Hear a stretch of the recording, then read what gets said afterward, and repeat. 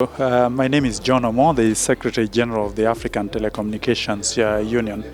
We've had a workshop here, a 5-day workshop, in order to discuss and agree amongst these countries on these orbital slots with the assistance of the ITU.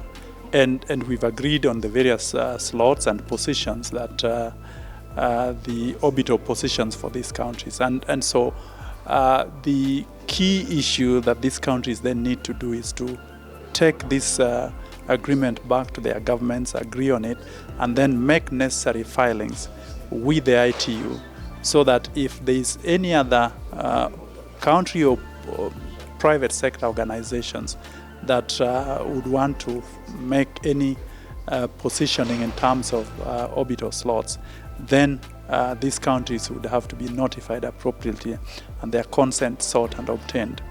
This is crucial because, as I did mention, the slots that were assigned to these countries have since fallen into disuse because these countries did not make necessary filings with the ITU. So the call to action for our member states, the 31 for that matter, is to ensure that the special window that was given by the ITU, that is May 2020, is complied with by making necessary filings with the ITU. Thank you very much.